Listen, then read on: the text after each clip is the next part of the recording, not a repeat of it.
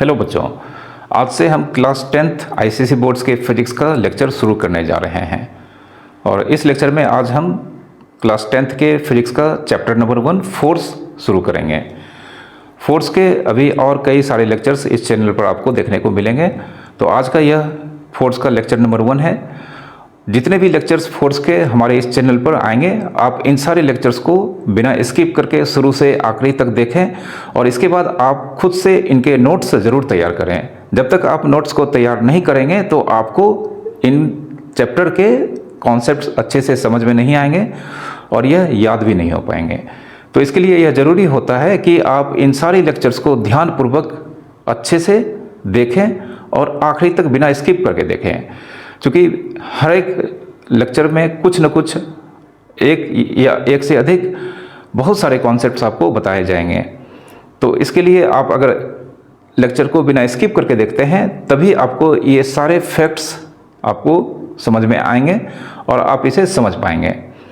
तो स्वागत है आपका हमारे इस एजुकेशनल चैनल पर। आइए शुरू करते हैं आज का यह chapter, class 10th physics ICSE board. Chapter का नाम है फोर्स।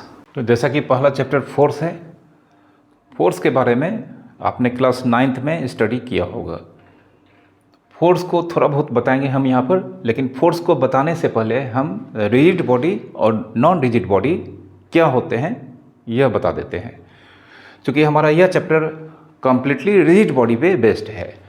तो रिजिड बॉडी क्या होता है? रिजिड बॉडी कोई भी सॉलिड बॉडी दो कैटेगरी में से किसी एक कैटेगरी में होंगे। या तो वह रिजिड बॉडी होंगे, नहीं तो अगर रिजिड बॉडी नहीं है तो वह नॉन रिजिड बॉडी के अंडर आएंगे। अब कोई भी बॉडी रिजिड बॉडी कब होता है, मतलब कोई भी सॉलिड बॉडी रिजिड बॉडी कब कहलाता है? तो इसके लिए कुछ कंडीशंस हैं। तो इसके लिए हम यहाँ पर एक आर्बिट्रेरी शेप का सॉलिड बॉडी लेने जा रहे हैं। ठीक है, आर्बिट्रेरी शेप। यहाँ हमने आर्बिट्रेरी शेप क्यों कहा है? क्योंकि अगर हम बॉडी अपने डेली लाइफ में कहीं से भी लेते हैं, खास करके अगर वह सॉलिड है, तो उसका जनरली शेप क्या होगा? इरेगुलर होगा। इरेगुलर शेप को ही हम फिर क्या करते हैं, अपने आसपास के मैकेनिज्म से उसे रेगुलर शेप में कन्वर्ट करते हैं। जैसे यह चौक, तो यह चौक जो होता है इस सिलेंड्रिकल शेप में तब आता है जब हम इसके जिस कंपनी में, जिस मैन्युफैक्चरिंग प्लांट में यह बनाया जाता है, तो वहाँ पर इसे एक खास मैकेनिज्म से गुजारा जाता है, तब इसका शेप सिलेंड्रिकल आता है। बट इसके मटेरियल जब शुरू में तैयार होंगे तो वहाँ पर यह इरेगुलर शेप में होगा। तो हमारे आसपास जितने भी सॉलिड्स देखने को मिलते हैं, और ख़ास करके वह रेगुलर तभी होता है जब हम लोगों ने उसे इस शेप में कन्वर्ट किया है, अदरवाइज नेचुरली वह इरेगुलर शेप में होते हैं। तो यहाँ पर हमने एक सॉलिड बॉडी को लिया है जो आर्बिट्रेरी शेप का है, मतलब यह इरेगुलर या रेगुलर कुछ भी हो सकता है, तो जनरली इरेगुलर शेप ही होगा। तो इसलिए हम यहाँ पर इस तरह का एक शेप लिए हैं। अब कोई भी सॉलिड बॉडी ढेर सारे कंस्टिट्यूएंट्स पार्टिकल से बने होते हैं, खास करके वो मॉलिक्यूल से बने होते हैं। तो कोई भी solid particles infinite number of constituents particle से बने होते हैं, यह आपको मालूम होंगे। ठीक है, कोई भी solid body infinite number of constituents particle से बने होते हैं। अब कंस्टिट्यूएंट्स पार्टिकल जो पार्टिकल्स इस सॉलिड बॉडी को बनाता है, जिससे मिलकर यह सॉलिड बॉडी तैयार होता है, खास करके मॉलिक्यूल्स होते हैं। ठीक है, तो यहाँ पर यह सारे पार्टिकल्स इस सॉलिड बॉडी के कंस्टिट्यूएंट्स पार्टिकल कहलाते हैं और यह इन्फिनाइट नंबर से बने होते हैं। ठीक है, अब यह रिजिड बॉडी कब कहलाएगा? तो जब भी इस सॉलिड बॉडी पे अगर हम कोई एक्सटर्नल फोर्स लगाते हैं, कोई भी एक्सटर्नल फोर्स अप्लाई करते हैं, ठीक है, किसी भी सॉलिड बॉडी पे अगर हम एक्सटर्नल फोर्स अप्लाई करते हैं और ऐसा करने पर इसका कोई भी कंस्टिट्यूएंट्स पार्टिकल का रिलेटिव पोजीशन अगर चेंज नहीं होता है, जिसे हम समझाएंगे अभी, कोई भी एक्सटर्नल फोर्स अगर हम इस सॉलिड बॉडी पे अप्लाई करते हैं और इसका किसी भी कंस्टिट्यूएंट पार्टिकल का रिलेटिव पोजीशन अगर चेंज नहीं होता है तो इस केस में हम इसे एक रिजिड बॉडी कहते हैं। इस सॉलिड को हम एक रिजिड सॉलिड बॉडी कहेंगे। अब यहाँ पर रिलेटिव पोजीशन का मतलब हम आपको बताने जा रहे हैं। जैसे इसी आर्बिट्ररी शेप को हमने यहाँ पर एक बार फिर से ड्रॉ किया है। यह आर्बिट्ररी सॉलिड बॉडी है। अब इसमें हम कुछ मान लेते हैं कि यह यहाँ पर ये 4 या 5, ठीक है, यह 5 कंस्टिट्यूएंट्स पार्टिकल के बने हैं, सिर्फ समझने के लिए। जबकि हम जानते हैं कि कोई भी solid body infinite number of constituents particle के बने होते हैं। तो यहाँ पर हम इस रिजिड बॉडी के कॉन्सेप्ट्स को समझने के लिए हम यहाँ पर एज्यूम कर लेते हैं कि फिलहाल यह 5 कंस्टिट्यूएंट्स पार्टिकल से बने हैं, A, B, C, D, E।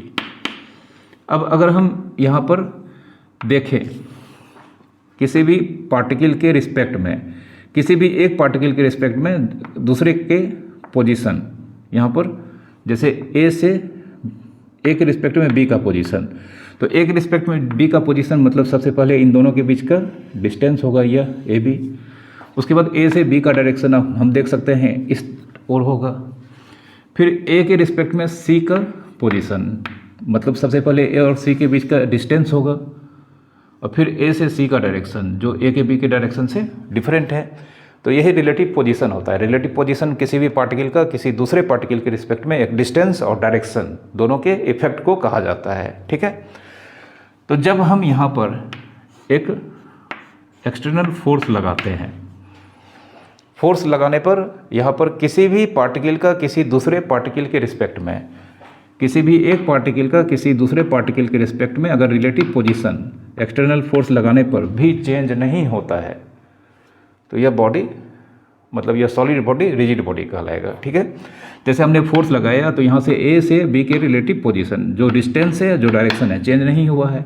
फिर A का C के रिस्पेक्ट में या A का D के रिस्पेक्ट में, मतलब यहाँ पर हर 2 पार्टिकल का जो पेयर बनेगा, चाहे इसमें इन्फिनाइट पार्टिकल्स ही क्यों नहीं हो, हर 2 पार्टिकल्स का रिलेटिव पोजीशन एक दूसरे के रिस्पेक्ट में, ठीक है, होल ओवर द सॉलिड अगर चेंज नहीं होता है तो इस कंडीशन में यह सॉलिड बॉडी रिजिड बॉडी कहलाएगा, ठीक है।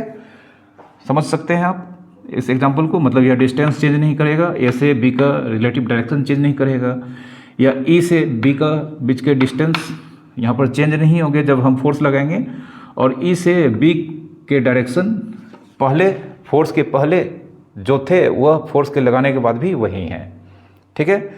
तो यहाँ पर हम किसी भी पार्टिकल को अगर हम ले तो उसमें उस पार्टिकल का बचे हुए रेस्ट पार्टिकल के रिस्पेक्ट में पोजीशन रिलेटिव पोजीशन चेंज नहीं हो रहा है। कब? जब हम फोर्स लगा रहे हैं। चेंज नहीं हो रहा है कि मतलब किसी भी पार्टिकल का किसी दूसरे पार्टिकल के रिस्पेक्ट में डिस्टेंस और डायरेक्शन ये दोनों अनचेंज है, जबकि हमने एक बाहर से फोर्स इस पर लगाया है। तो इस कंडीशन में यह बॉडी रिजिड बॉडी कहलाएगा, ठीक है। तो यह एग्जांपल हो गया रिजिड बॉडी का। अब यही अगर एक्सटर्नल फोर्स लगाने पर, ठीक है, यही अगर एक्सटर्नल फोर्स लगाने पर किसी भी एक पार्टिकल का भी अगर रिलेटिव पोजीशन चेंज हो जाता है, जब हम एक्सटर्नल फोर्स अप्लाई करेंगे तब किसी भी एक पार्टिकल मतलब किसी भी एक कंस्टिट्यूएंट्स पार्टिकल का किसी दूसरे पार्टिकल के रिस्पेक्ट में अगर रिलेटिव पोजीशन चेंज कर जाता है तो वह solid body non rigid body के केस को रिप्रेजेंट करेगा, ठीक है। तो जनरली कोई भी सॉलिड बॉडी जिसमें हम फोर्स लगाते हैं वह टेढ़ा मेढ़ा कुछ नहीं हो पाता है, अपने शेप को मेंटेन रखता है, तो उसे हम सॉलिड कहते हैं, ठीक है। हालांकि फिजिक्स के अकॉर्डिंगली जो हमने आपको डेफिनेशन बताया है वह सही है किसी भी बॉडी को रिजिड बॉडी होने के लिए, बट अपने डेली लाइफ में हम उस बॉडी को रिजिड बॉडी कहते हैं, मतलब उस सॉलिड बॉडी को रिजिड बॉडी कहते हैं जिस पे फोर्स लगाने पे उसके शेप में किसी भी तरह का चेंजिंग नहीं होता है। जैसे अगर हम इस डस्टर को लेते हैं, अगर हम इसे यहाँ से अगर हम प्रेस करेंगे या यहाँ से अगर हम हीट करते हैं, ठीक है, इस तरह से हीट करेंगे तो आप देख सकते हैं इसके शेप में किसी भी तरह के चेंजिंग नहीं दिखाई दे रहे हैं। तो इस डस्टर को हम एक रिजिड बॉडी यहाँ पर कह सकते हैं, ठीक है। बट वही अगर हम एक कोल्ड ड्रिंक्स के खाली कैन को लेते हैं, कोल्ड ड्रिंक्स आपने पिया होगा, तो किसी भी कोल्ड ड्रिंक्स का कैन जिसमें कोल्ड ड्रिंक्स नहीं है, वो खाली है, और उसको अगर हम प्रेस करते हैं तो हम जानते हैं उसका शेप जो सिलेंड्रिकल था अब वह टेढ़ा मेढ़ा हो जाता है। तो उसका शेप चेंज हो गया, जबकि वो सॉलिड बॉडी था। कोई भी कैन सॉलिड मटेरियल का बना होता है, लेकिन जब हम उसे अपने हाथों से दबाते हैं, मतलब एक्सटर्नल फोर्स लगाते हैं, तो उसका शेप चेंज हो जाता है। और शेप का चेंज होना, कोई भी सॉलिड के शेप का चेंज होना, मतलब वह नॉन रिजिड बॉडी को शो करता है। ठीक है, तो rigid body, non rigid body आप समझ चुके हैं। हमारे इस चैप्टर में जिस बॉडी को यहाँ पर हम स्टडी करने जा रहे हैं वो सारे बॉडी रिजिड बॉडी के अंडर आएंगे। ठीक है, तो बेसिकली हम यहाँ पर फोर्स के इफेक्ट को देखेंगे, बट हमारा जो बॉडी होगा सॉलिड और वह भी रिजिड बॉडी होगा, मतलब सॉलिड रिजिड बॉडी होगा। ठीक है, अब फोर्स को डिफाइन करने जा रहे हैं। फोर्स को आपने क्लास 9th में पढ़ा होगा, तो हम यहाँ पर इसे डिफाइन नहीं करेंगे, बल्कि फोर्स जब हम रिजिड बॉडी पे अप्लाई करेंगे और नॉन रिजिड बॉडी पे अप्लाई करेंगे तो दोनों ही कंडीशन में किस तरह के इफ़ेक्ट्स देखने को मिलेंगे ये हम आपको बताते हैं। ठीक है, तो सबसे पहले अगर हम मान लेते हैं यह हमारा एक आर्बिट्रेरी शेप का रिजिड बॉडी है, रिजिड बॉडी है, यहाँ पर आर्बिट्रेरी शेप का रिजिड बॉडी है। ठीक है, तो जब हम इस पर एक एक्सटर्नल फोर्स अप्लाई करते हैं, तो हमने अभी आपको बताया है कि जब भी एक्सटर्नल फोर्स अप्लाई हम इस बॉडी पे जो कि रिजिड बॉडी है करेंगे, तो इसके किसी भी पार्टिकल का रिलेटिव पोजीशन चेंज होने वाला नहीं है। मतलब इसमें किसी भी तरह का इस सॉलिड बॉडी के शेप को यहाँ पर किसी भी तरह का कोई भी नुकसान नहीं होगा, इसका शेप किसी भी तरह से चेंज होने वाला नहीं है। अब फोर्स अप्लाई किए हैं इस बॉडी पर जो कि रिजिड बॉडी है, इसका शेप चेंज होने वाला है नहीं, तो हमें यहाँ पर इस एक्सटर्नल फोर्स जब इस रिजिड बॉडी पे अप्लाई करेंगे, शेप अगर चेंज नहीं होता है तो इस केस में इसमें सिर्फ हमें मोशन देखने को मिलेगा। क्या देखने को मिलेगा? यहाँ पर मोशन देखने को मिलेगा। तो जब भी एक रिजिड बॉडी में, एक रिजिड बॉडी पर अगर हम एक एक्सटर्नल फोर्स अप्लाई करेंगे तो इस रिजिड बॉडी में हमें सिर्फ और सिर्फ मोशन देखने को मिलेंगे। याद रखना है आपको, rigid body external force only shows motion. ठीक है, तो यहाँ पे ओनली मोशन देखने को मिलेंगे। ठीक है, कौन सा बॉडी है? Rigid body. लेकिन वही अगर हमारा बॉडी यहाँ पर नॉन रिजिड बॉडी होगा, नॉन रिजिड बॉडी, तो नॉन रिजिड बॉडी में किसी भी नॉन रिजिड बॉडी पे अगर हम एक एक्सटर्नल फोर्स अप्लाई करते हैं तो इसका शेप तो चेंज होगा ही। ठीक है, इसका शेप चेंज होगा, प्लस इसमें मोशन भी देखने को मिलेगा। ठीक है, याद रखना है आपको, जब भी नॉन रिजिड बॉडी पर एक एक्सटर्नल फोर्स हम अप्लाई करेंगे तो इसके शेप में भी हमको चेंज देखने को मिलेगा, प्लस इसमें मोशन भी देखने को मिलेगा। दो इफेक्ट देखने को मिलेंगे फोर्स के कारण, change in shape plus motion. तो इफेक्ट यहाँ पर क्या हो जाएगा? Effect of force, change in shape, change in shape plus motion.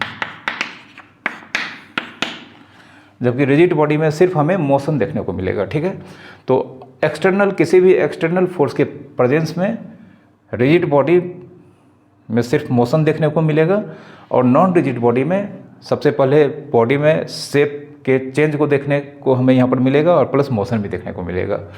तो नॉन रिजिड बॉडी पर जब फोर्स लगाते हैं यह दोनों इफेक्ट होता है। बस याद रखना है, यहाँ पर हमें नॉन रिजिड बॉडी के बारे में स्टडी नहीं करना है, हमें स्टडी करना है रिजिड बॉडी। रिजिड बॉडी जब हम इस पर एक एक्सटर्नल फोर्स अप्लाई करेंगे, हम यहाँ पर जान चुके हैं सिर्फ इसमें मोशन देखने को मिलेगा। अब यह मोशन किस तरह का होगा, यह मोशन किस तरह का होगा वो हम आपको बताते हैं। अब हम जान चुके हैं कि जब भी हम किसी रिजिड बॉडी पे एक एक्सटर्नल फोर्स अप्लाई करेंगे तो उसमें हमें मोशन देखने को मिलेगा।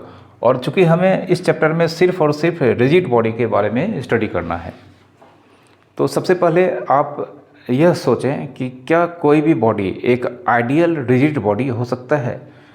जैसे इस डस्टर को अगर हम लेते हैं तो इसको हम इस पर अगर हम फोर्स लगाते हैं तो हम जानते हैं इस पर हम थोड़ा ज़ोर से भी अगर हम दबाएंगे तो इसके शेप में किसी भी तरह का चेंजिंग देखने को नहीं मिलेगा। तो क्या हम इसे एक आइडियल रिजिड बॉडी कह सकते हैं? नहीं, क्योंकि अगर हम इसे किसी हैमर से पीटेंगे या किसी बहुत ही ज़्यादा बड़े पत्थर से अगर हम इसे दबाते हैं तो यह हो सकता है ब्रेक कर जाए। ठीक है, मतलब एक बहुत ही बड़े फोर्स के एप्लीकेशन से बहुत ज़्यादा मैग्नीट्यूड का फोर्स अगर हम इस पर लगाएंगे तो यह हो सकता है इसका शेप डिफॉर्म हो जाए, मतलब यह टूट जाएगा। तो उस कंडीशन में यह एक रिजिड बॉडी को रिप्रेजेंट नहीं करेगा। तो रिजिड बॉडी जो हमारे आसपास सॉलिड बॉडी होते हैं, बस एक स्मॉल फोर्सेस के लिए ही वह रिजिड बॉडी को रिप्रेजेंट करता है। एक आइडियल रिजिड बॉडी जस्ट एक इमेजिनेशन है। ये याद रखना है कि एक बॉडी जो कि परफेक्टली रिजिड होगा, यह जस्ट हम इमेजिन कर सकते हैं, क्योंकि कभी न कभी किसी भी सॉलिड को, चाहे वह कितना भी मजबूत क्यों नहीं हो, एक बहुत बड़े फोर्स को लगाकर हम उसके शेप को चेंज कर सकते हैं, चाहे वो इस यूनिवर्स का कोई भी सॉलिड मटेरियल हो।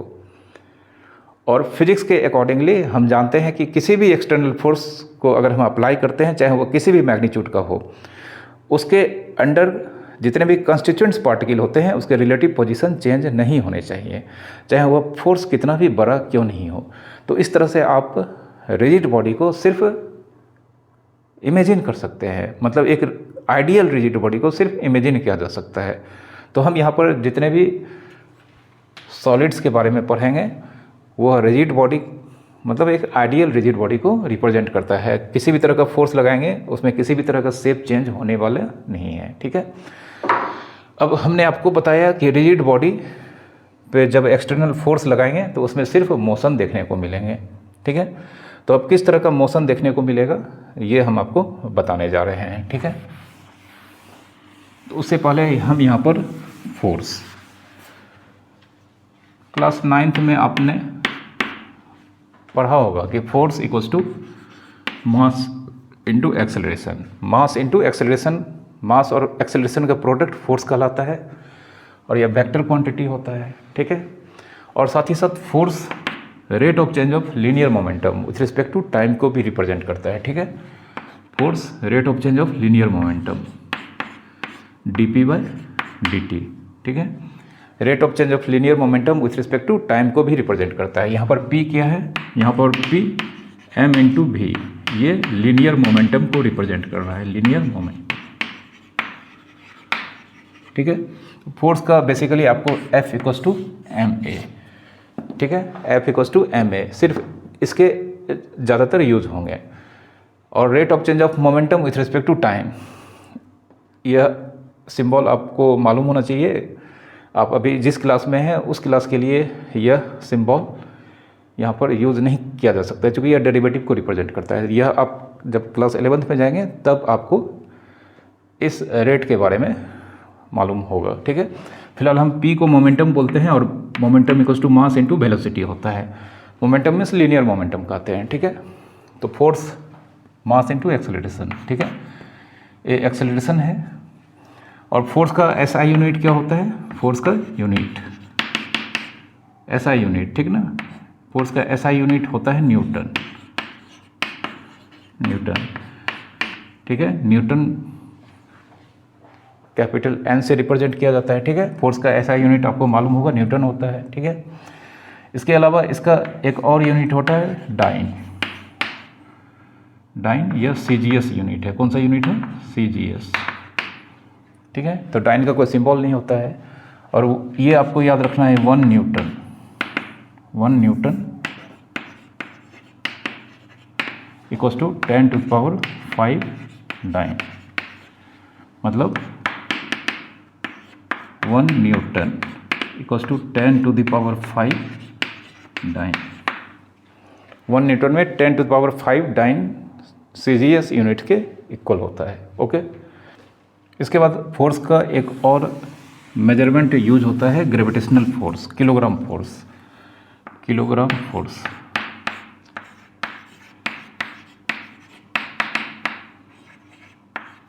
किलोग्राम फोर्स, ठीक है। इसको रिप्रेजेंट किया जाता है KgF से। KgF, तो KgF 1 KgF 1 KgF 1 KgF basically किसी भी रिजिड बॉडी जिसका मास 1 किलोग्राम होगा और उस 1 किलोग्राम बॉडी को अर्थ जिस ग्रेविटेशनल फोर्स से अपनी ओर अट्रैक्ट करता है उसी का वैल्यू किलोग्राम फोर्स कहलाता है, ठीक ना। तो 1 किलोग्राम फोर्स यह रिप्रेजेंट करता है it is the gravity of earth, gravity of earth of mass 1 kg, ठीक है। यह अर्थ के ग्रेविटी मतलब अर्थ किसी भी ऑब्जेक्ट को अपने सरफेस के आसपास जिस ग्रेविटेशनल फोर्स से खींचता है उसे ग्रेविटी कहा जाता है, ग्रेविटी ऑफ अर्थ कहा जाता है। तो अर्थ का ग्रेविटी एक मास जिसका वैल्यू 1 kg है, उसके फोर्स को 1 kgf कहा जाता है, ठीक है। अब यहाँ पे 1 kgf, therefore 1 kgf mass into acceleration. तो मास तो यहाँ पे 1 kg है और एक्सेलरेशन यहाँ पर जानते हैं कि अर्थ किसी भी बॉडी को जो कि अर्थ के सरफेस के आसपास है, अर्थ उसको अपनी ओर खींचता है और वह बॉडी अर्थ के ग्रेविटेशनल फोर्स के कारण एक एक्सेलरेशन के थ्रू अर्थ की ओर मूव करता है और वह एक्सेलरेशन को रिप्रेजेंट किया जाता है जी से, ठीक है, जिसे एक्सेलरेशन ड्यू टू ग्रेविटी कहा जाता है। यह अपने ग्रेविटेशन के चैप्टर में ज़रूर पढ़ा होगा, ठीक है। और यहाँ पे 1 kg इंटू जी का value 9.8 metre per second square होता है। तो 9.8 into 1 9.8 kilogram metre per second square, ठीक है। तो देयरफॉर कह सकते हैं 1 kilogram force 9.8 newton. 1 kilogram force equals to, आपको याद रखना है, बहुत सारे न्यूमेरिकल्स आप बनाएंगे तो 1 किलोग्राम फोर्स यह क्वेश्चन में दिया रहेगा तो आपको समझना है वहाँ पर 9.8 न्यूटन का फोर्स अप्लाई हो रहा है, ठीक है। तो ये कुछ फोर्स के बारे में जो इम्पोर्टेंट फैक्ट्स हैं वो सब हमने आपको बताया। उसके अलावा आप जानते हो कि फोर्स कई तरह के होते हैं, contact forces, non contact forces, ठीक है। मतलब नेचर में जितने भी फोर्स पाए जाते हैं वह बेसिकली 2 कैटेगरी में रखा जाता है। एक कॉन्टैक्ट फोर्स, मतलब 2 बॉडी एक दूसरे के कॉन्टैक्ट में आएगा तब जो फोर्स लगता है उसे कॉन्टैक्ट फोर्स कहा जाता है, जैसे फ्रिक्शन का फोर्स हो गया। इसके अलावा नेचर में बहुत सारे फोर्स ऐसे हैं जिसे नॉन कॉन्टैक्ट फोर्स कहा जाता है, मतलब बिना किसी कॉन्टैक्ट के ही कोई भी बॉडी एक दूसरे बॉडी पे फोर्स लगा सकता है। जैसे एक मैग्नेट, अगर आयरन का फिलिंग्स कहीं पे पड़ा हुआ है तो इस मैग्नेट को अगर हम दूर से ही उसके नज़दीक ले जाएंगे तो उसके नज़दीक मतलब उसके बिना कांटेक्ट में आए ही उन सारे आयरन के फिलिंग्स को उसे अट्रैक्ट कर लेता है, ठीक है। या इस चौक को अगर हम छोड़ देते हैं तो यह यहाँ पर इस एयर में यहाँ पर झूलता हुआ नज़र नहीं आएगा बल्कि यह नीचे की ओर मूव करना स्टार्ट कर देगा। तो आप जानते हैं कि अगर इसमें मूवमेंट हो रहा है तो किसी न किसी फोर्स के अप्लाई होने के कारण हो रहा है। तो ग्रेविटेशनल फोर्स, अर्थ का ग्रेविटेशनल फोर्स बिना किसी कांटेक्ट के ही इसे अपनी ओर खींचता है। तो ये सब आप जानते होंगे कि नेचर में जितने भी फोर्स होते हैं वो या तो कांटेक्ट फोर्स होते हैं या नॉन कांटेक्ट फोर्स होते हैं। तो ये सब फोर्स के बारे में आपने क्लास 9th में स्टडी किया है, ठीक है। अब हम यहाँ पर यह वैल्यू आपको याद रखना है। अब हम यहाँ पर जब किसी रिजिड बॉडी पे एक एक्सटर्नल फोर्स लगेगा तो उसमें मोशन होता है, यह हमने आपको बता दिया है। तो किस तरह का मोशन होगा जब किसी रिजिड बॉडी पे फोर्स अप्लाई करेंगे तो किस तरह का मोशन उसमें देखने को मिलेगा, यह हम यहाँ पर आपको बताने जा रहे हैं, ठीक है।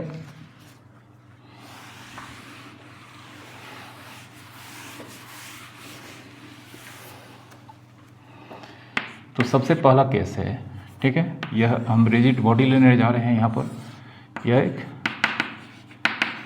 रिजिड बॉडी है, लेकिन इस रिजिड बॉडी को हम इस तरह से यहाँ पर हमने लिया है कि यह मूव करने के लिए फ्री है। यह रिजिड बॉडी जो हमने लिया है यह मूव करने के लिए फ्री है। तो कोई भी रिजिड बॉडी अगर मूव करने के लिए फ्री है तो यानी कि हम उसको किसी से बांध कर नहीं रखे हैं या उसको किसी चीज़ में ठोक के, मतलब उसमें, जैसे अगर इस डस्टर को अगर हम ये इस बोर्ड पे एक छोटा सा छेद करके इसमें कील ठोक दें, तो जिसे अगर इसमें कील ठोक देंगे तो यह इसमें लटका रहेगा, तो यह मूव करने के लिए यहाँ पर फ्री नहीं कहलाएगा। या इस चौक में, इस डस्टर में अगर हम एक रस्सी से बांधकर अपने हाथों से पकड़ के रखें तब भी यह मूव करने के लिए यहाँ पर, मतलब मूव करने के सिचुएशन में नहीं होगा। तो किसी भी रिजिड बॉडी को अगर हम बांध कर नहीं रखते हैं या उसे कील से ठोक कर नहीं रखते हैं, तो कील से ठोकने का मतलब होता है उसे पाइवोट कर देना, ठीक ना। तो किसी भी रिजिड बॉडी को अगर हम बांध कर नहीं रखते हैं या पाइवोट करके नहीं रखते हैं, मतलब वो फ्री टू मूव,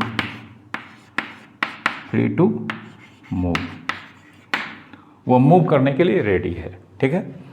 कोई भी रिजिड बॉडी जो कि मूव करने के लिए फ्री है। अब इस केस में अगर हम इस पर फोर्स लगाएंगे, इस केस में अगर हम मान लेते हैं ये इस पर फोर्स लगाएंगे, ठीक है। कोई भी रिजिड बॉडी जो कि मूव करने के लिए फ्री है, इस पे हम एक एक्सटर्नल फोर्स लगाने जा रहे हैं। तो जिस डायरेक्शन में यहाँ पर फोर्स लगा है, देख रहे हैं यहाँ से एक लाइन हमने बनाया है, इस डायरेक्शन में फोर्स लगा है, ठीक है। तो यह बॉडी यहाँ पर उसी डायरेक्शन में स्ट्रेट लाइन में मूव करेगा। यह रिजिड बॉडी जिस डायरेक्शन में हमने इस पर फोर्स लगाया है और अगर यह मूव करने के लिए फ्री है तो यह इस फोर्स के डायरेक्शन में स्ट्रेट पथ पे, ठीक है, यह इसी स्ट्रेट पथ पे मूव करेगा, ठीक है, इसी स्ट्रेट पथ पे यह मूव करेगा। यह मोशन में होगा, लेकिन यह मोशन जिस डायरेक्शन में फोर्स लगाए हैं उस डायरेक्शन में इन स्ट्रेट लाइन, ठीक है। यह इस डायरेक्शन में, फोर्स के डायरेक्शन में स्ट्रेट लाइन में मोशन में होगा। इसका डायरेक्शन हमेशा एक स्ट्रेट पथ पे होगा, ठीक है। और इस केस में यह लीनियर मोशन या ट्रांसलेशनल मोशन में कहा जाता है। इस केस को कहा जाता है कि यह रिजिड बॉडी लीनियर मोशन में है या ट्रांसलेशनल मोशन में है। तो then it is called linear motion और इन ट्रांसलेशनल मोशन।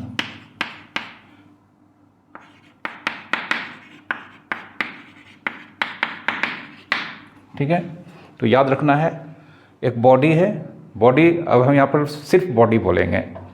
जब भी हम बॉडी बोलेंगे तो अंडरस्टूड है वो रिजिड बॉडी होगा, नॉन रिजिड बॉडी को हमको यहाँ पर स्टडी करना ही नहीं है। तो एक बॉडी जो कि मूव करने के लिए फ्री है, मतलब हम उसे किसी चीज़ से बांध के नहीं रखे हैं, उसे पाइवोट करके नहीं रखे हैं।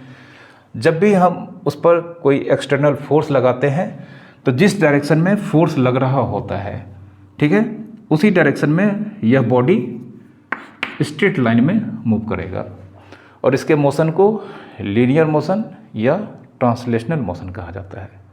ठीक है, इसके मोशन को इस केस में क्या कहा जाएगा, लीनियर मोशन। लीनियर मोशन उस तरह के मोशन को कहते हैं जो स्ट्रेट लाइन पे, जिस केस में बॉडी स्ट्रेट पथ पे मूव कर रहा होता है। ठीक है, तो इस केस में इसके मोशन को लीनियर मोशन या ट्रांसलेशनल मोशन कहते हैं। ठीक है, याद रखना है, external force, body, rigid body and it is free to move, then the motion is a straight line यानी कि लीनियर मोशन और ट्रांसलेशनल मोशन।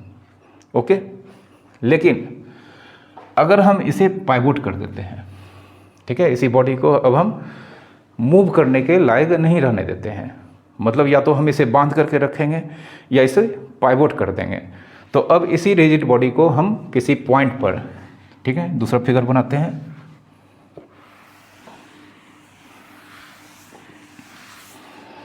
इसी रिजिड बॉडी को अगर हम यहाँ पर मान लेते हैं यह रिजिड बॉडी है, इसके किसी एक पॉइंट पर, इस पॉइंट पे एक छोटा सा होल करते हैं और उसमें कील ठोक देते हैं। कील ठोकने का मतलब जो आपका नेल होता है उसको ठोक देते हैं।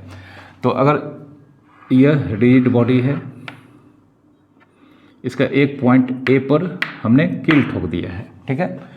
तो इस कील को ठोकने पर यहाँ से जिस कील को हमने यहाँ पर ठोका है तो वह कील, जैसे इस चौक को हम मान लेते हैं कील है, तो इस पॉइंट से जो इस डायरेक्शन में कील के अलोंग जो लाइन पास करेगा इस पॉइंट से, वह एक्सिस कहलाता है। क्या कहलाता है? एक्सिस, ठीक है।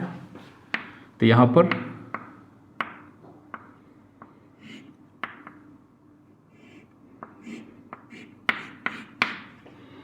ठीक है, यह हम आपको दिखा रहे हैं।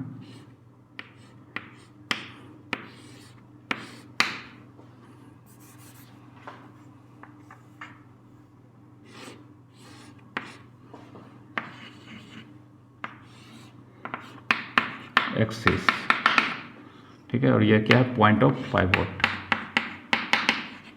पॉइंट ऑफ पाइवोट, ठीक है। इस पॉइंट पे हमने इसको पाइवोट कर दिया है और ये इस पॉइंट से जो लाइन इस पॉइंट से जाएगा और बॉडी पे परपेंडिकुलर होगा। यह यहाँ पे परपेंडिकुलर है, यहाँ पे इसको ए इधर लिखते हैं, यह परपेंडिकुलर है, ठीक है। तो अब यह बॉडी मूव करने के लिए फ्री नहीं है, क्योंकि हमने इसे कील से ठोक दिया है एक किसी रिजिड सपोर्ट पर। अब अगर हम यहाँ पर इस डायरेक्शन में फोर्स लगाते हैं, मतलब इस तरह से हम इसे फोर्स लगाते हैं इस डायरेक्शन में, यहाँ पर फोर्स लगाते हैं, तो अगर यह फ्री होता मूव करने के लिए तो यह इस डायरेक्शन में मूव करता, लेकिन यह तो फ्री, मतलब मूव करने के लिए फ्री है नहीं। तो यहाँ पर अगर हम एक फोर्स लगाते हैं जो कि टेंजेंशियली है, मतलब यहाँ पे जानते हैं यह जो फोर्स है यह इसको टच करता हुआ जा रहा है, ठीक है। तो टच करता हुआ जा रहा है, इसलिए इस फोर्स को टेंजेंशियली कहेंगे, ठीक है। तो इस डायरेक्शन में अगर हम इस पॉइंट पे फोर्स लगाते हैं इस रिजिड बॉडी पे, तो यह मूव तो कर नहीं पाएगा, मतलब इसमें ट्रांसलेशनल मोशन देखने को नहीं मिलेगा, बल्कि यह यहाँ पर रोटेट करने लगेगा इस डायरेक्शन में, ठीक है। तो यह रोटेट करने लगेगा, मतलब यहाँ पर यह जो एक्सिस है, ठीक है, यह जो एक्सिस है यह इस एक्सिस के अबाउट यहाँ पर रोटेट करने लगेगा, घूमने लगेगा, ठीक है। यहाँ पर यह बॉडी इस पॉइंट पर कह सकते हैं इस एक्सिस के अबाउट इस तरह से घूम जाएगा, और इस केस में इसके मोशन को कहा जाता है रोटेशनल मोशन, ठीक है। तो यहाँ पे बॉडी किस तरह से है? Rigid body, rigid body, not able to move, not able to move. तो यहाँ पे कैसा है? डेट इज, यहाँ पे मान लेते हैं पाइवोटेड है, यहाँ पे इट इज पाइवोटेड।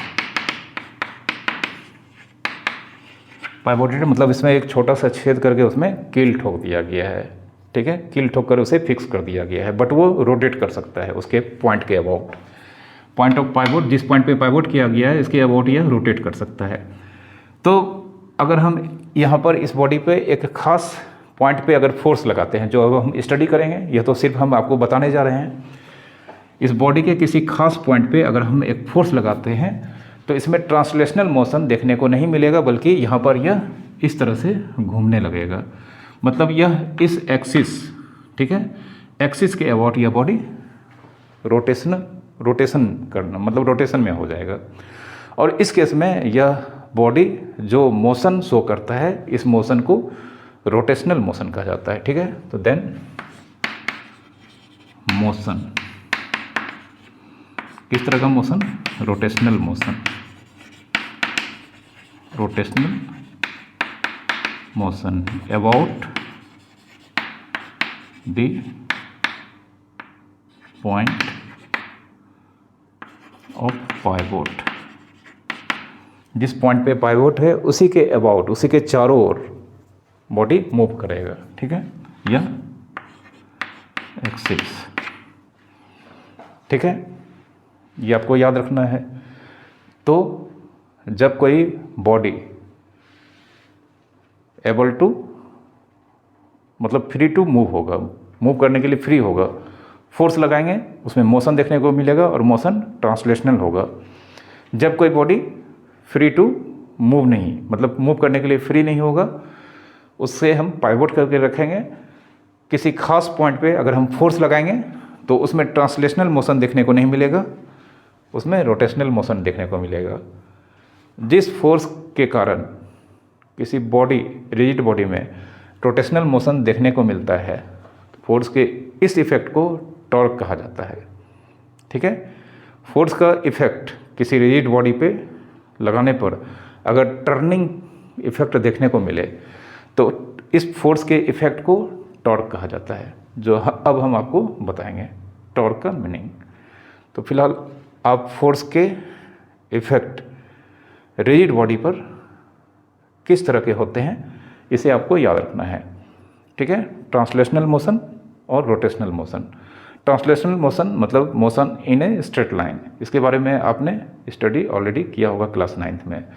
तो यहाँ पर हम फोर्स के इफेक्ट के कारण रोटेशनल मोशन में जितने भी पैरामीटर्स हैं उसके बारे में स्टडी करेंगे। ठीक है, अब मैं आपको फोर्स के टर्निंग इफेक्ट, जिसे टॉर्क कहा जाता है, क्या होता है यह बताने जा रहे हैं।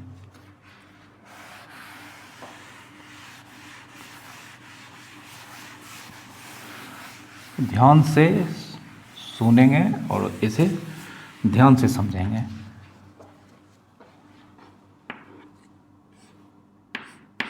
टॉपिक होगा हमारा मोमेंट, मतलब turning effect. Turning effect of a force और टॉर्क। ठीक है, मोमेंट ऑफ ए फोर्स या टॉर्क, और मोमेंट ऑफ ए फोर्स को ही टर्निंग इफेक्ट ऑफ फोर्स कहा जाता है। फोर्स का turning effect, moment of force, या सीधा एक वर्ड में टॉर्क। फोर्स रिजिड बॉडी पे लगाएंगे, ट्रांसलेशनल मोशन देखने को नहीं मिलेगा, रोटेशनल मोशन देखने को मिलेगा। इट मीन्स वहाँ पर हमने टॉर्क अप्लाई किया है, मतलब फोर्स के टर्निंग इफेक्ट को अप्लाई किया है। ठीक है, तो इसे समझने के लिए फिर से हम यहाँ पर एक रिजिड बॉडी लेने जा रहे हैं। ठीक है, यहाँ पर हम एक रिजिड बॉडी लेने जा रहे हैं, इस तरह का आर्बिट्ररी शेप का एक रिजिड बॉडी है। ठीक है, आप समझ सकते हैं कि इसको हमने इस बोर्ड पे लिया है, यहाँ पर हमने इसे इस तरह से होल करके यहाँ पे नेल लगा दिया है। अगर हम यहाँ से फोर्स लगाते हैं, देख सकते हैं, इसे हमने यहाँ पर फिक्स कर दिया इस तरह से। अगर हम मान लेते हैं यहाँ पर इस तरह से हमने एक पेन को यहाँ पर इसमें छेद करके फिक्स कर दिया है। आप देख सकते हैं अब यह मूव नहीं कर सकता है। तो जैसे ही हम यहाँ पे फोर्स लगाएंगे, आप देख सकते हैं यह रोटेट करने के कंडीशन में आ जाता है। ठीक है, या इधर से फोर्स लगाएंगे, ठीक है, यह रोटेट करने लगेगा। और यह रोटेट कर रहा है, तो यह रोटेट कर रहा है किस पॉइंट के अबाउट, तो आप देख सकते हैं इस पॉइंट के अबाउट। हम यहाँ पर दिखा सकते हैं आपको, जैसे ही हमने यहाँ पे फोर्स लगाया तो यह इस पॉइंट के अबाउट रोटेट करता है। मतलब जहाँ पर यह पाइवोट किया जाता है जिस पॉइंट पे, उसी पॉइंट के चारों ओर यह घूमता है। और इस पॉइंट से होकर जाने वाला जो लाइन इस बॉडी पर, रिजिड बॉडी पे परपेंडिकुलर होता है। जैसा कि आप देख सकते हैं इस पाइवोट पॉइंट से हमने यह पेन जो यहाँ पर नेल का काम कर रहा है, इस सरफेस पे परपेंडिकुलर है, तो यह एक्सिस कहलाता है। ठीक है, तो इसको हम समझाते हैं आप डायग्राम से। तो यह हम यहाँ पर एक रिजिड बॉडी से थोड़ा सा हम दूसरे तरीके से बनाएंगे।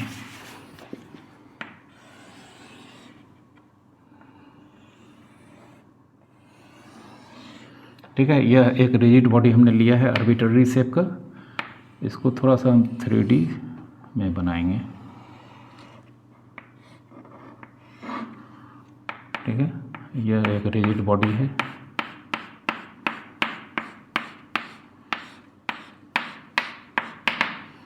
यह एक रिजिड बॉडी है आर्बिट्ररी शेप का।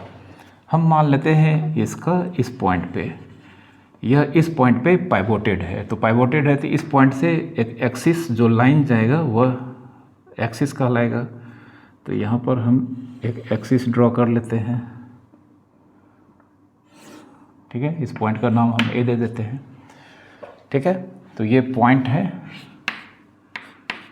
Point of pivot. ये पॉइंट ऑफ पाइवोट है। अब इस रिजिड बॉडी के एक पॉइंट पर हम फोर्स यहाँ पर लगाते हैं। इस पॉइंट पे हम एक फोर्स लगाते हैं हॉरिजॉन्टली। हमने आपको बताया था यहाँ पर यह फोर्स ऐसे लगाना है हॉरिजॉन्टली। ठीक है, हॉरिजॉन्टली फोर्स लगाना है। अब अगर ऐसे लगा देंगे, मतलब किसी भी डायरेक्शन में लगाएंगे, तो यहाँ पर टर्निंग इफेक्ट देखने को नहीं मिलेगा। किसी किसी के केस में टर्निंग जीरो होगा।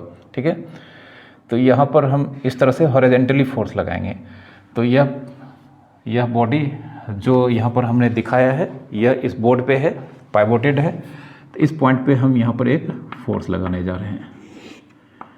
यह फोर्स इस डायरेक्शन में, तो इस पॉइंट पे, इस पॉइंट का नाम हम दे देते हैं P। इस पॉइंट P पे हम फोर्स लगा रहे हैं F। ठीक है, अब यह पॉइंट्स, यह जो फोर्स है, इसी फोर्स जिस डायग्राम से हम यहाँ पर रिप्रेजेंट कर रहे हैं, इससे होता हुआ एक डॉटेड लाइन हम यहाँ पर ड्रॉ कर रहे हैं। ठीक है,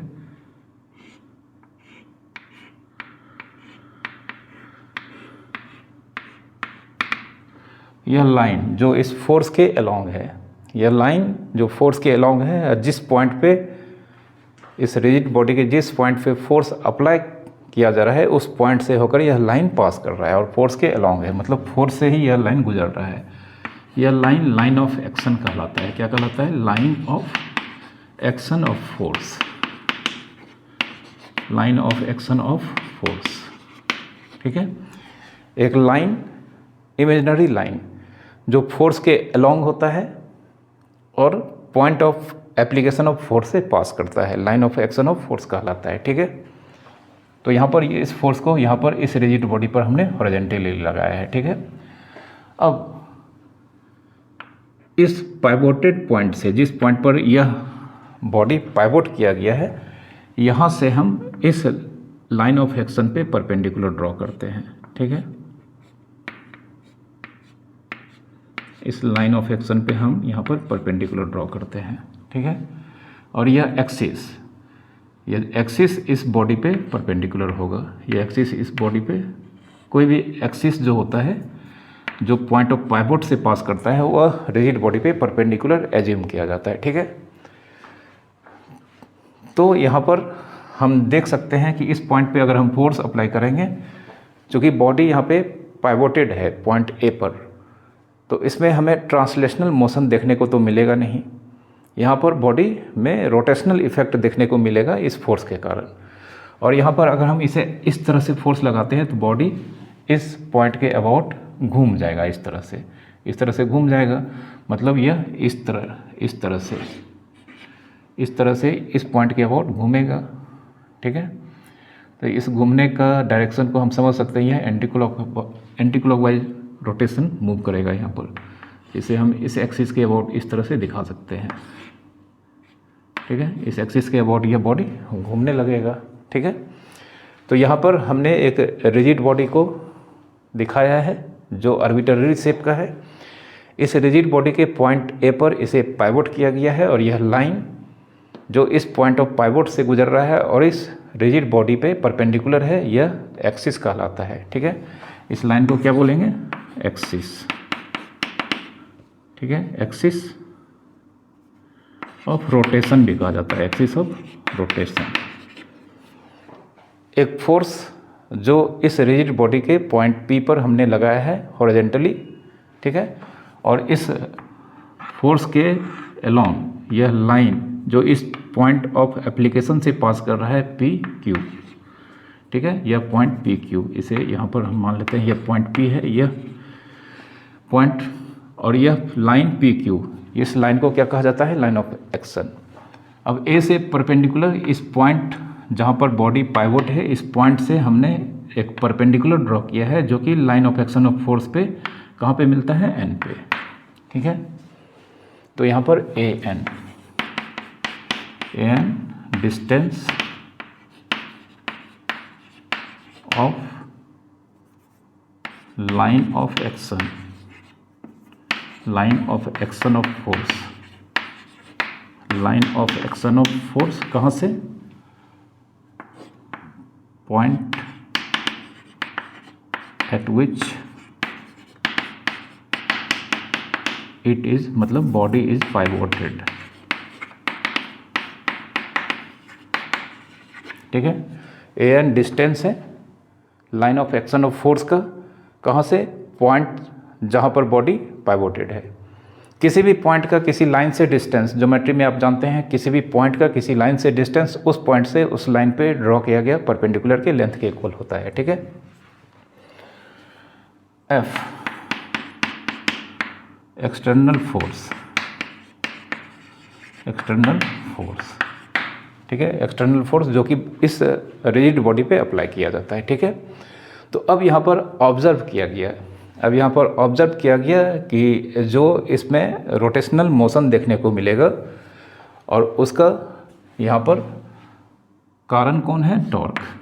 तो जो यहाँ पर टॉर्क मतलब टर्निंग इफेक्ट ऑफ फोर्स या मोमेंट ऑफ फोर्स जो यहाँ पर देखने को मिला वो डिपेंड करता है इन दोनों पर, फोर्स के मैग्नीट्यूड पे और line of action of force का डिस्टेंस एक्सिस ऑफ रोटेशन से जितना होता है उस पे। ठीक है, तो देन यहाँ पर इसे लिखते हैं हम,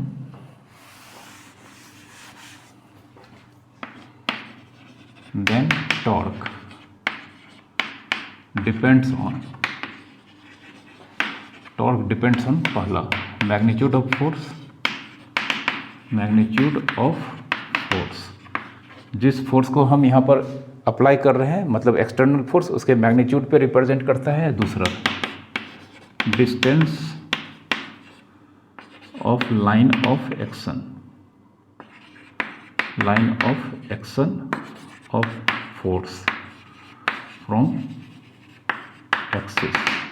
ठीक है, इस एक्सिस से यह डिस्टेंस इस एक्सिस ऑफ रोटेशन से भी कहलाता है डिस्टेंस। ठीक ना, ठीक है, यह जो डिस्टेंस होगा ए एन, यह इस लाइन ऑफ एक्शन का डिस्टेंस इस एक्सिस ऑफ रोटेशन से भी कहलाता है। ठीक है, दो लाइन के बीच का डिस्टेंस, दो लाइन के बीच का डिस्टेंस एक लाइन सेगमेंट होता है जो दोनों ही लाइन पे परपेंडिकुलर होता है। तो आप देख सकते हैं यह लाइन हॉरिजॉन्टल है, यह लाइन वर्टिकल है, बट यह ए एन यह इस एक्सिस पर भी परपेंडिकुलर है और इस लाइन पर भी परपेंडिकुलर है। ठीक है, तो यहाँ पर जो टर्निंग इफेक्ट ऑफ फोर्स है वह इन दोनों फैक्ट पे, इन दोनों फैक्टर पे डिपेंड करता है, जो फोर्स हम लगा रहे हैं उसके मैग्नीट्यूड पे और यह डिस्टेंस जो कि line of action of force का एक्सिस ऑफ रोटेशन से है। ठीक है, तो एक्चुअल में यह जो टॉर्क होता है यह इन दो फैक्टर के वैल्यू के प्रोडक्ट के इक्वल्स होता है। ठीक है, यानी कि यहाँ पर देयरफॉर यहाँ पे देखा गया कि therefore torque, torque equals to force into force into perpendicular distance, force into distance of line of action of force from axis, from axis, axis मतलब यहाँ एक्सिस ऑफ रोटेशन। याद रखना जब भी यहाँ पर distance of line of action of force from axis लिखेंगे तो यहाँ पर एक्सिस का मतलब हमारा एक्सिस ऑफ रोटेशन। ठीक है, तो हम यहाँ पर टॉर्क को फोर्स और distance of line of action of force from axis of rotation के प्रोडक्ट के इक्वल्स होता है। ठीक है, तो यहाँ पर हम कह सकते हैं therefore torque, therefore torque force into A N, A N, तो ए एन को अगर हम यहाँ पर ए एन को अगर हम डी मान लें तो torque, torque F into D. ठीक है, एफ इंटू डी, डी यहाँ पर क्या है, डी रिप्रेजेंट करता है ए एन को।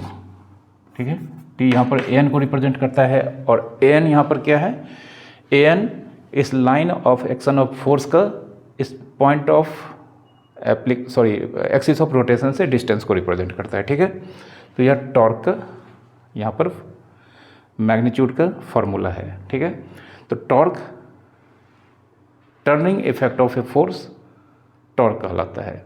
ठीक है, turning effect of force is called torque. इसे आप लिख लेना अपने नोटबुक में, और यह किसके इक्वल होता है यह हमने आपको बता दिया है। ठीक है, अब इसका यूनिट क्या होगा, तो इसका यूनिट फोर्स का यूनिट इनटू डिस्टेंस का यूनिट। तो unit of torque, unit of torque, torque का unit, unit of force, unit of force into unit of distance, unit of distance. Unit of force हम जानते हैं क्या होता है, न्यूटन। यूनिट ऑफ डिस्टेंस क्या होता है, मीटर। ठीक है, तो टॉर्क का यूनिट न्यूटन मीटर होगा, याद रखेंगे आप, टॉर्क का यूनिट क्या होगा, न्यूटन मीटर। ठीक है, तो ये टॉर्क के बारे में अभी हमने आपको बताया है। अब टॉर्क, टॉर्क या तो पॉजिटिव होता है या निगेटिव होता है, यह डिपेंड करता है कि इसका रोटेशन का सेंस क्या है, या तो क्लॉकवाइज होगा या एंटी क्लॉकवाइज होगा। जैसा कि हम यहाँ पर इस फिगर में ऑब्जर्व कर पा रहे हैं कि यहाँ पर यह रिजिड बॉडी इस फोर्स या टॉर्क के कारण यहाँ पर रोटेशनल इफेक्ट जो देखने को मिल रहा है, मतलब यह इस रिजिड बॉडी का जो रोटेशनल मोशन है यह एंटी क्लॉकवाइज है। ठीक है, यहाँ पर जिस टॉर्क के कारण इस बॉडी में रोटेशनल मोशन देखने को हमें मिल रहा है, वह रोटेशनल मोशन का sense of rotation anti clockwise है। तो जब sense of rotation due to torque rigid body में एंटी क्लॉकवाइज होता है तो उस टॉर्क को पॉजिटिव लिया जाता है, और अगर sense of rotation due to torque of a rigid body clockwise होगा तो उस कंडीशन में टॉर्क को निगेटिव लिया जाता है। ठीक है, ये सब हम आपको बता देते हैं। अब समझते हैं क्लॉकवाइज और एंटी क्लॉकवाइज मोमेंट क्या होता है।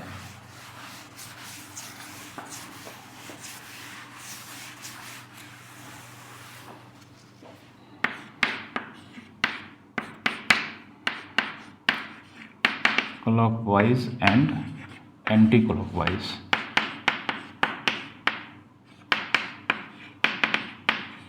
Moment of force.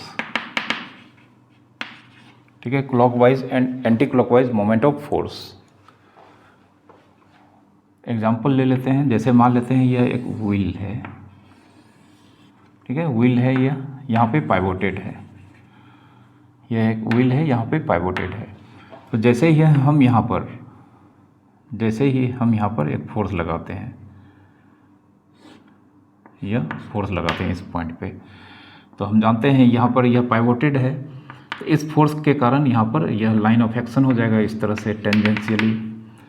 इस फोर्स के कारण यहाँ पर यह पाइवोटेड है, यह परपेंडिकुलर डिस्टेंस हो जाएगा, तो इस फोर्स के कारण यहाँ पर यह व्हील इस डायरेक्शन में रोटेट करना स्टार्ट कर देगा। ठीक है, इस फोर्स के कारण यहाँ पर हमने इसे पाइवोट कर दिया है, यह व्हील है। जैसे ही हम यहाँ से इस तरह से फोर्स लगाएंगे तो यह इस डायरेक्शन में रोटेट करना स्टार्ट कर देगा। तो यहाँ पर रोटेशन इस कारण से, इस फोर्स के कारण से, मतलब टॉर्क के due to this torque, due to torque यहाँ पर रोटेशन हमें किस तरह से दिख रहा है, एंटी क्लॉकवाइज। तो यहाँ पर if rotation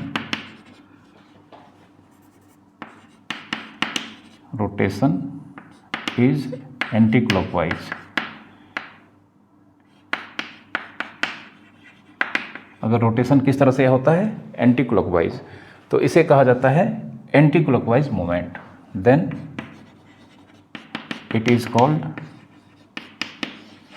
anti clockwise moment, anti clockwise moment. जब due to torque rotation anti clockwise होगा तो इस केस को कहा जाता है एंटी क्लॉकवाइज मोमेंट। और इस केस में जो टॉर्क का वैल्यू लिया जाता है वह पॉजिटिव होगा। ठीक है ना, तो टॉर्क यहाँ पर, टॉर्क इस केस में लिया जाता है पॉजिटिव। ठीक है, एंटी क्लॉकवाइज मोमेंट मतलब रोटेशन एंटी क्लॉकवाइज है ड्यू टू टॉर्क, इस केस में टॉर्क की वैल्यू हम पॉजिटिव लेकर चलेंगे, ठीक है। फिर इसी व्हील को जो कि सेंटर पे पाइवोटेड है या सेंटर है पाइवोटेड है, अगर हम इस बार फोर्स इस तरह से लगाएंगे, ठीक है, इस तरह से लगाएंगे, ठीक है। आप देख सकते हैं इस केस में फोर्स और इस केस में फोर्स, दोनों केस में हमने सेम डायरेक्शन में फोर्स लगाया है, बट हम यहाँ पर point of application of force को चेंज कर दिए। यहाँ पर हमने ए पे लगाया था, यहाँ पर ए है, हमने यहाँ पर बी पॉइंट पे लगाया है, ठीक है। तो यह लाइन ऑफ एक्शन हो गया। तो इस बार यह फिर से इधर पाइवोटेड है, इधर से फोर्स लगाएंगे तो यह इस डायरेक्शन में रोटेट करेगा, ठीक है। तो इस डायरेक्शन में रोटेट करेगा यह। इस बार यह रिजिड बॉडी जो व्हील है यह इस डायरेक्शन में रोटेट करेगा, मतलब यहाँ पे रोटेशन किस डायरेक्शन में है, क्लॉकवाइज, ठीक है। तो यहाँ पे रोटेशन कैसा है, रोटेशन क्लॉकवाइज। तो इस केस में हम कहते हैं यहाँ पर एंटी क्लॉकवाइज मोमेंट। इस केस में टर्निंग रोटेशन के कारण एंटी क्लॉकवाइज यहाँ पर मूवमेंट है, तो इस केस को कहा जाता है क्लॉकवाइज मूवमेंट, कॉल्ड, इस केस को क्या कहा जाएगा, क्लॉकवाइज मूवमेंट, क्लॉकवाइज मूवमेंट। और इस केस में टॉर्क की वैल्यू निगेटिव ली जाती है, ठीक है। इस केस में टॉर्क यहाँ पर निगेटिव लिया जाता है, ठीक है, याद रखेंगे आप। तो ये क्लॉकवाइज और anti clockwise moment of force का कॉन्सेप्ट था, ठीक है। जब रोटेशन एंटी क्लॉकवाइज होगा तो इस केस को बोलते हैं एंटी क्लॉकवाइज मोमेंट, और इस केस में टॉर्क की जो भी वैल्यू आएगी उसका साइन पॉजिटिव रखना है। और जब यही क्लॉकवाइज होगा रोटेशन ड्यू टू टॉर्क, तो इस केस को क्लॉकवाइज मोमेंट कहा जाता है और टॉर्क की वैल्यू नेगेटिव ली जाती है, ठीक है। अब टॉर्क एक वेक्टर क्वांटिटी है, और वेक्टर क्वांटिटी वैसे क्वांटिटी को कहा जाता है जिसकी मैग्नीट्यूड और डायरेक्शन होती है। तो मैग्नीट्यूड तो यहाँ पर फोर्स और डिस्टेंस के प्रोडक्ट के इक्वल होगा, नो डाउट, बट टॉर्क का डायरेक्शन क्या होगा ये आपको बताते हैं। अब टॉर्क वेक्टर क्वांटिटी होता है, तो इसका डायरेक्शन किस ओर होगा उसको हम आपको बताने जा रहे हैं, ठीक है।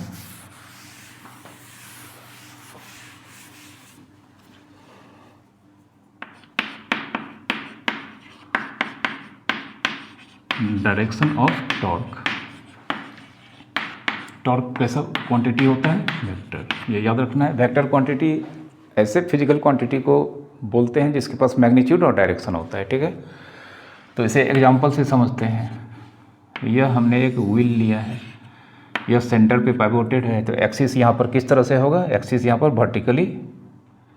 वर्टिकली इस प्लेन में वर्टिकल होगा। एक्सिस हमेशा क्या होता है, बॉडी पे, रिजिड बॉडी पे पाइवोट जो जिस पॉइंट पे पाइवोटेड होता है वहाँ से पास करता है, बट बॉडी पे परपेंडिकुलर लिया जाता है, ठीक है। तो अगर हम यहाँ पर फोर्स लगाते हैं इस तरह से, तो इस फोर्स के कारण यह बॉडी इस तरह से मूव करेगा, ठीक है। तो मूव करेगा मतलब यहाँ पे anti clockwise moment, anti clock due to anti clockwise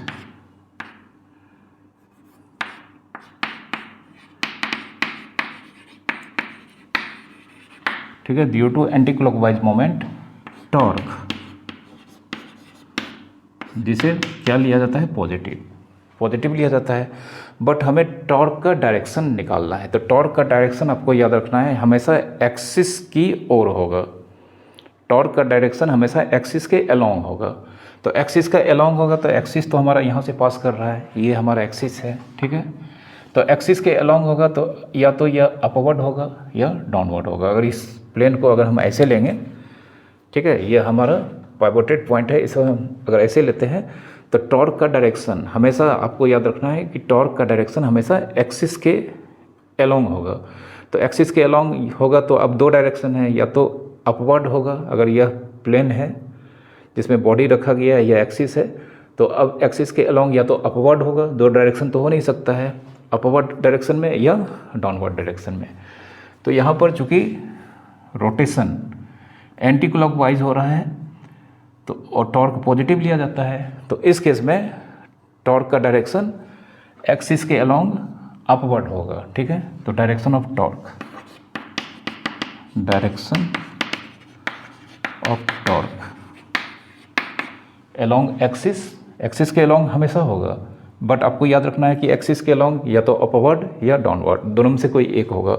तो जब टॉर्क पॉजिटिव होगा तो direction of torque along axis, along axis, axis means axis of rotation, but vertically upward, vertically upward, vertically चूँकि यहाँ पे एक्सिस वर्टिकली ही होता है तो along axis and upward, and upward. ठीक है, याद रखना है आपको। और फिर इसी व्हील को अगर हम यहाँ पे सेंटर पे पाइवोटेड है, इसी फोर्स को अगर हम यहाँ पे लगाते हैं तो जानते हैं यहाँ पर रोटेशन कुछ इस तरह से होगा, मतलब क्लॉकवाइज रोटेशन होगा। ठीक है, तो due to clockwise rotation, clockwise moment,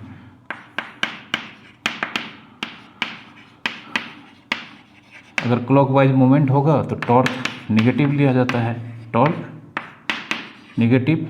और डायरेक्शन ऑफ टॉर्क आप समझ सकते हैं, इस केस में direction of torque again along axis होगा, बट यह डाउनवर्ड होगा। ठीक है, डायरेक्शन ऑफ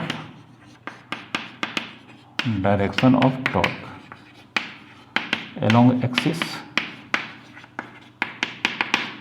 ठीक है, बट किस तरह का होगा, इन डाउनवर्ड, एक्सिस के डाउनवर्ड डायरेक्शन में होगा। ठीक है, अलोंग एक्सिस होगा बट एक्सिस के डाउनवर्ड, मतलब यहाँ पर इस केस में डायरेक्शन इधर होगा और यहाँ पर इस केस में डायरेक्शन अंदर की ओर होगा। एक्सिस के अलोंग होगा बट अंदर की ओर होगा, बोर्ड के अंदर। ठीक है, तो यहाँ पर टॉर्क के डायरेक्शन आपको समझ में आ चुके होंगे। ठीक है, अब किसी भी बॉडी पर, मतलब रिजिड बॉडी पे अगर हम टॉर्क अप्लाई करते हैं तो उस बॉडी में हमें रोटेशनल इफ़ेक्ट देखने को मिलते हैं। अब यह रोटेशनल इफ़ेक्ट किन फैक्टर पे डिपेंड करता है, इसे हम यहाँ पर बताने जा रहे हैं। ठीक है,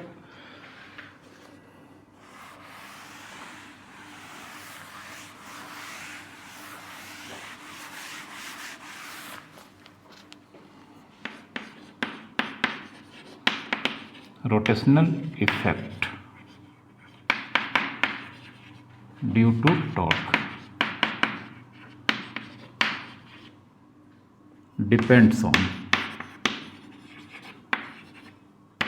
पहला किसी भी बॉडी में rotational effect due to torque, किसी टॉर्क को लगाने पर जो रोटेशनल इफेक्ट होता है वो डिपेंड करता है सबसे पहला point of application of force, application of force, मतलब सेम फोर्स है, सेम मैग्नीट्यूड का फोर्स है, अगर हम उसे बॉडी के अलग अलग पॉइंट पे लगाएंगे तो रोटेशनल इफेक्ट हमें अलग अलग तरह के देखने को मिलेंगे। ठीक है, तो कहने का मतलब जैसे हम यहाँ पर मान लेते हैं ये बॉडी है। ठीक है, इस बॉडी पे हमने पॉइंट ए, इस पॉइंट ए और एक पॉइंट बी लेते हैं, दो अलग अलग अपोजिट पॉइंट हमने लिया है। अब इस पॉइंट ए पे अगर हम, और यह बॉडी मतलब यह एक व्हील है, यह सेंटर पे पाइवोटेड है, ए और बी इसके दो अपोजिट पॉइंट को रिप्रेजेंट करता है। ठीक है, ए और बी मतलब यह डायमीटर है और ये डायमीटर के दो अलग अलग एंड को रिप्रेजेंट करता है।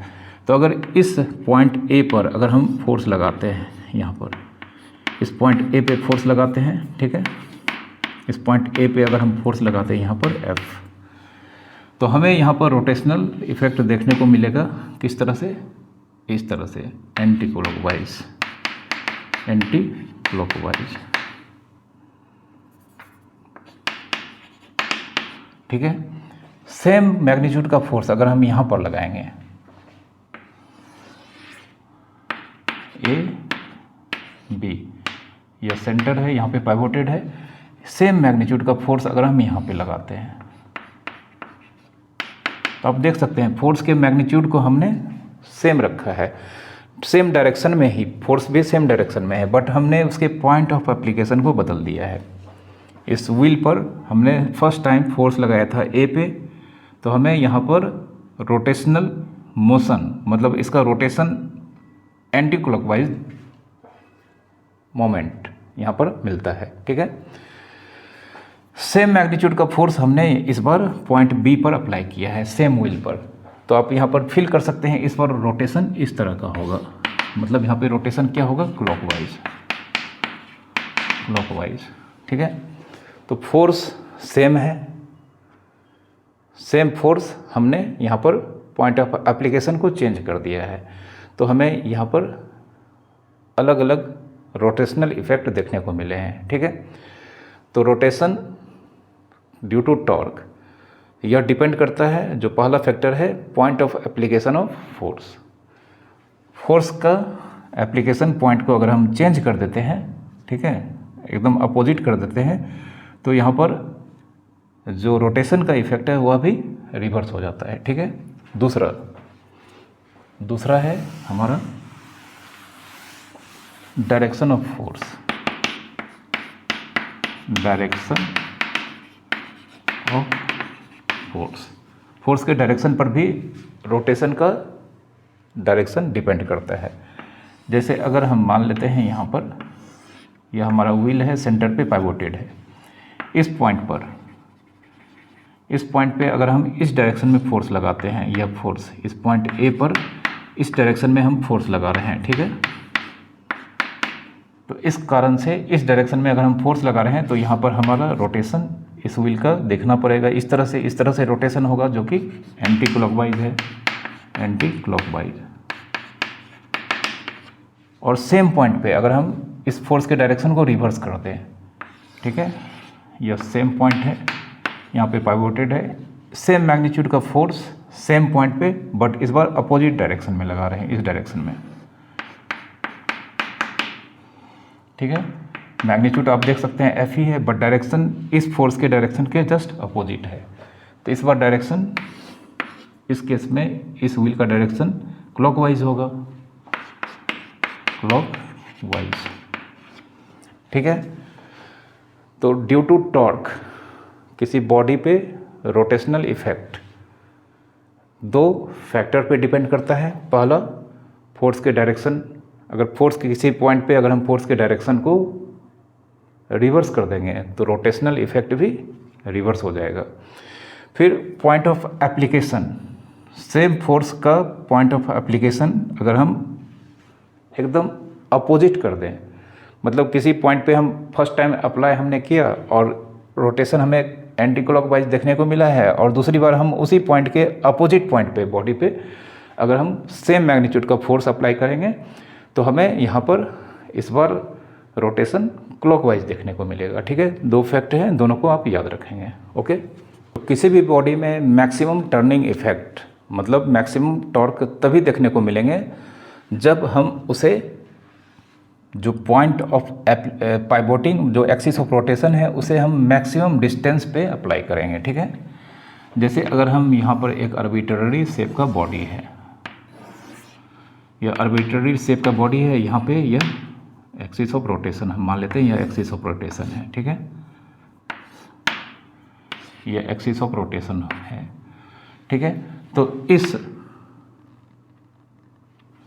बॉडी में मैक्सिमम टॉर्क हमें तब देखने को मिलेंगे जब हम यहाँ पर जो फोर्स, एक्सटर्नल फोर्स अप्लाई करने जा रहे हैं, या इस पाइवोटेड पॉइंट से मैक्सिमम डिस्टेंस पे अप्लाई करेंगे। ठीक है, तो अगर हम यहाँ पर अप्लाई करते हैं फोर्स, तो यहाँ पे अगर फोर्स अप्लाई करते हैं, ठीक है, तो हम जानते हैं यह लाइन ऑफ एक्शन का डिस्टेंस इस केस में मैक्सिमम होगा, क्योंकि टॉर्क इक्वल टू क्या होता है, टॉर्क इक्वल टू होता है फोर्स इंटू, अगर इसे ए नाम दें, इसे पी नाम दें, तो एफ इंटू ए पी। तो एफ, यह तो मैग्नीट्यूड, जिस मैग्नीट्यूड का फोर्स हम अप्लाई कर रहे हैं, यह तो फिक्स ही होगा। अब इस टॉर्क की वैल्यू मैक्सिमम तभी होगी जब हम इस ए पी के वैल्यू को बढ़ाएंगे, मतलब इनक्रीज करेंगे, और ऐसा तभी संभव है जब हम फोर्स जो अप्लाई कर रहे हैं इसका लाइन ऑफ एक्शन का डिस्टेंस एक्सिस ऑफ रोटेशन से जितना मैक्सिमम होगा, जितना ज़्यादा होगा, उतना ही टॉर्क हम ज़्यादा जनरेट कर पाएंगे। ठीक है, इसीलिए यहाँ पर इसका यूज़ जब हम किसी दरवाजे को खोलते हैं तो उसमें फोर्स लगाते हैं। जैसे यहाँ पर एक दरवाज़ा है, यह दरवाज़ा हम मान लेते हैं, यह दरवाज़ा यहाँ पर, यह आपका दरवाज़ा है इस तरह से। ठीक है, यह दरवाज़ा है,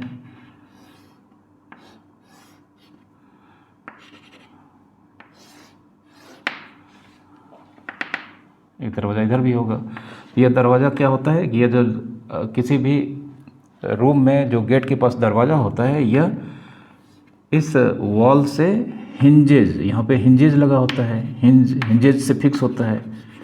ठीक है, हिंजेज से फिक्स होता है और यह हिंजेज के अबाउट यह जो डोर होता है वह रोटेट कर सकता है। ठीक है, तो किसी भी डोर को ओपन करने के लिए हमें उसमें उस डोर पे क्या करना होता है कि परपेंडिकुलर, जैसे यह मान लेते हैं यह डोर है, तो यहाँ पर कहीं न कहीं हैंडल लगा होगा, तो हैंडल जो लगा रहता है वो एकदम इस डोर के दूसरे एंड पे कहीं न कहीं लगा होता है। तो यह डोर का एक एंड पे हिंज लगा होता है, दूसरे एंड के पास एकदम करीब में कहीं पर हम यहाँ पर क्या करते हैं, हैंडल लगाते हैं। ठीक है, यह हैंडल है।